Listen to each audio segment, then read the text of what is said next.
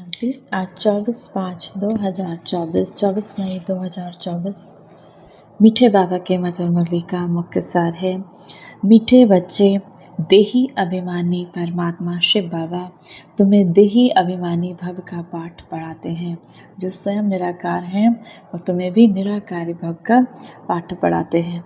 तुम्हारी पुरुषार्थ है देह के भान को छोड़ना। प्रश्न है, देही अभिमानी बनने से कौन सी पहली बीमारी उत्पन्न होती है? जब देह के अभिमान में आते हैं, देह अभिमानी बनने से कौन सी पहली बीमारी उत्पन्न होती है? उत्तर, नाम रूप की। जब देह के भान में आए तो नाम रूप की बीमारी उत्पन्न होती है। यह बीमारी ही विकारी बना देती है। इसीलिए शिव बाबा कहते हैं आत्म अभिमानी रहने की प्रैक्टिस करो। सबसे पहला पाठ बाबा ने पढ़ाया, अपने को आत्मा समझो। मैं प्रकृति के मध्य चमकता हुआ सितारा, मैं आत्मा हूँ। इस शरीर से तुम्हारा लगाव नहीं होना चाहिए। देह के लगाव को छोड़ एक शिव बाबा को याद करो तो पावन बन जाएंगे।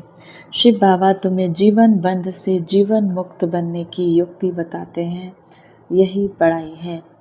पढ़ाई कौन सी है? बाबा तुम्हें जीवन बंध से जीवन मुक्त बनने की युक्ति बताते हैं। यही पढ़ाई है। जीवन मुक्ति हम होंगे ही सतयुग में, जहाँ पर मृत्यु काल के स्वरूप में नहीं आएगी, अकाले मृत्यु नहीं होगी। वहाँ पर हम जीवन मुक्त होंगे। अपनी स्व इच्छा से पूरी आयु प्राप्त करने के बाद ही शरीर छोड़ेंगे।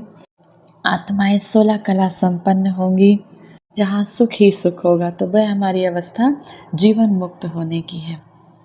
धारणा के लिए मुख्य सार है। पहला नंबर, सतो प्रधान बनने के लिए सिवाय शिव बाबा के किसी को भी याद नहीं करना है। देही अभिमानी बनने की प्रैक्टिस करनी है। देही अभिमानी माना अभिमानी बनने की प्रैक्टिस करनी है। सबसे चीरखंड होकर रहना है, सबसे प्यार से रहना है। इस अंतिम जन्म में विकारों पर विजय प्राप्त कर जगत जीत बनना है। वरदान है, शिव बाबा की छत्र छाया में सदा मौज का अनुभव करने और कराने वाली विशेष आत्मा भव। जहाँ शिव बाबा की छत्र छाया है वहाँ सदा माया से सेफ है। छत्र छाया के अंदर माया आ नहीं सकती।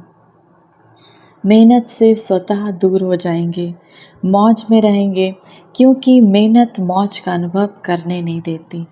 छत्र छाया में रहने वाली ऐसी विशेष आत्माएं ऊंची पढ़ाई पढ़ते हुए भी मौज में रहती हैं। जो बाबा की छत्र छाया में रहती हैं, ऐसी बाबा कहते विशेष आत्माएं ऊंची पढ़ाई पढ़ते हुए भी मौज में रहती हैं, क्योंकि उन्हें निश्चय है कि हम कल्प कल्प के विजयी हैं। पास हुए पड़े हैं तो सदा मौज में रहो और दूसरों को मौज में रहने का संदेश देते रहो। सदा मौज में रहो और दूसरों को मौज में रहने का संदेश देते रहो। यही सेवा है। स्लोगन है, जो ड्रामा के राज को नहीं जानता वही नाराज होता है। जो ड्रामा के राज को नहीं जानता, बाबा ने कहा ये ड्रामा अचल है, अटल है।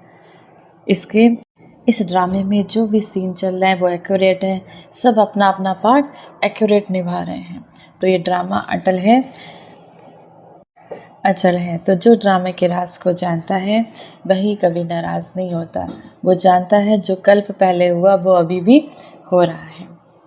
आज की मुरली से सम्मान का अभ्यास करेंगे। मैं एक विशेष आत्मा हूँ। सबसे पहले मैं विशेष आत्मा इसलिए हूँ कि स्वयं परमात्मा ने मुझे चुना है, मुझे निमित्त बनाया है। तो हम सब कौन हैं? हम बाबा के बच्चे विशेष आत्माएं हैं। तो मैं एक विशेष आत्मा हूँ। होमवर्क करेंगे आज की मुरली से, बाबा की छत्र छाया का अनुभव करेंगे। बैठेंगे जब भी ध्यान में, जब भी योग करेंगे, प्रकृति के मध्य चमकता हुआ सितारा देखेंगे और देखेंगे परम पिता परमात्मा परम धाम से शक्तियों की वाइब्रेशंस, शक्तियों की किरणें मेरे सिर के ऊपर आ रही हैं। ये दिन में कम से कम 4 से 5 बार प्रैक्टिस करेंगे। बाबा की छत्र छाया का अनुभव करेंगे। 1 मिनट के लिए उस पवित्रता के सागर परम पिता परमात्मा शिव बाबा की याद में स्वयं को स्थिर करेंगे। आइए मास्टर प्रेम की सागर बन इस संसार को प्रेम का सकाश दें।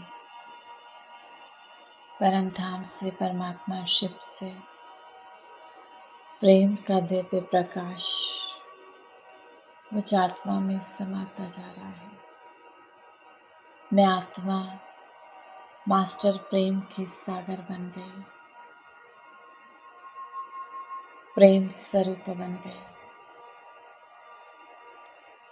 मेरे रोम रोम में प्रेम का प्रकाश बह रहा है। अब ये प्रेम का प्रकाश, ये ईश्वरीय प्रेम की किरणें मुझ आत्मा से निकलकर इस पूरे संसार में फैलती जा रही है। क्रोध में जलती हुई उन आत्माओं तक जा रही है।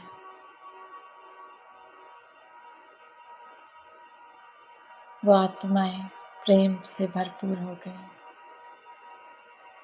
इस संसार की हर एक आत्मा क्रोध मुक्त हो गई। ईश्वरीय प्रेम से संपन्न बन गई आत्माएं